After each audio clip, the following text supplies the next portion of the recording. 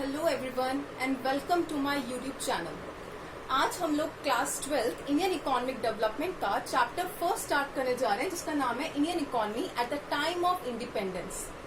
Okay, ये तो हम सभी जानते हैं कि ब्रिटिशर्स ने हमारी इंडिया के ऊपर पूरा 200 सालों तक राज किया।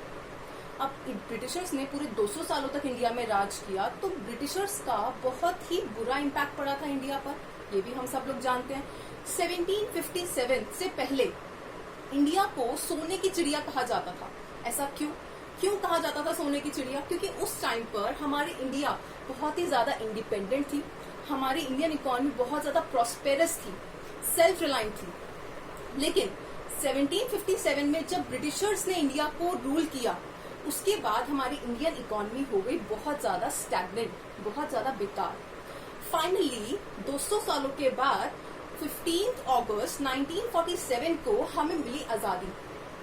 ठीक है, तो अच्छा, मेन पर्पस क्या था ब्रिटिशर्स का इंडिया में आने का? The main purpose of a British rule in India was to use Indian economy as a feeder economy. तो ये फीडर इकोनॉमी का मतलब क्या होता है? उनका मेन मकसद था इंडिया को as a feeder economy use करना। क्या मतलब होता है इस फीडर इकोनॉमी का?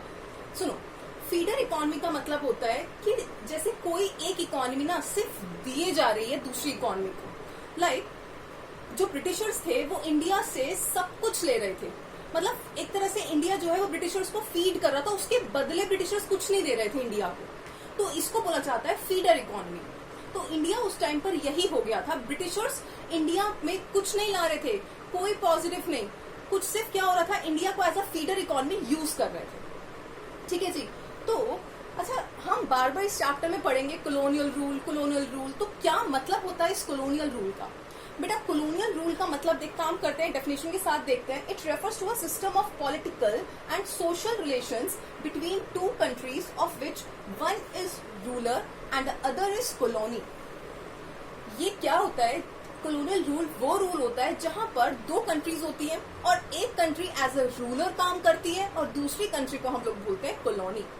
मतलब एक कंट्री दूसरी कंट्री को रूल करती है और दूसरी कंट्री उसकी कॉलोनी बन जाती है, जहां पर सिर्फ रूलर का ही क्या चलता है, पूरा का पूरा कंट्रोल चलता है, पूरा मैनेजमेंट चलता है, पूरा पॉलिटिकल सिस्टम, पूरा सोशल सिस्टम, सब कुछ कौन देखता है? रूलर कंट्री देखती है।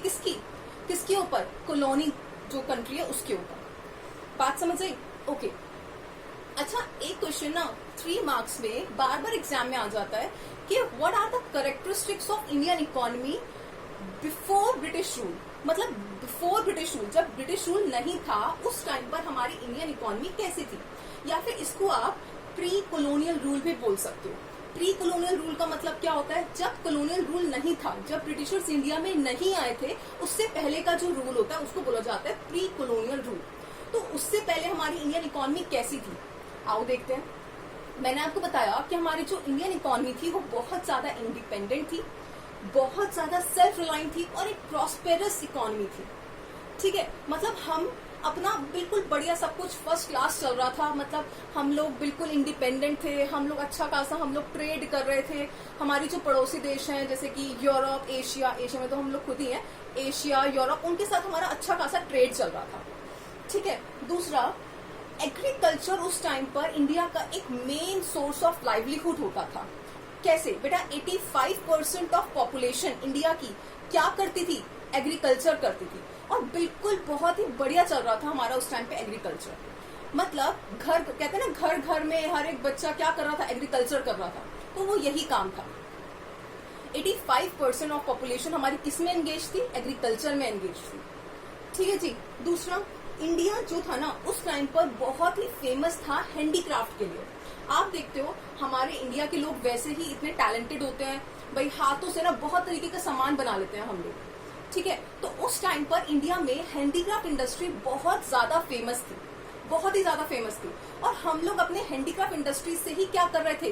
ट्रेड कर रहे थे दूसरी कंट्रीज के साथ। लेकिन बाद में 1757 में जब ब्रिटिशर्स इंडिया में आए, सब कुछ खराब हो गया।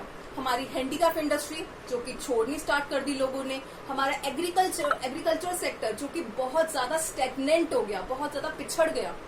हमारा फॉरेन ट्रेड जो कि बिल्कुल खराब हो गया, हम लोग सिर्फ रॉ मटेरियल का एक्सपोर्ट करने लगे और फिनिश गुड्स को हम लोग क्या करने लगे, इंपोर्ट करने लगे। तो ये सब कुछ क्यों हुआ, कैसे हुआ, ये हम लोग देखेंगे अपने आगे की नेक्स्ट लेक्चर में। आज की क्लास में बस इतना। Thank you so much.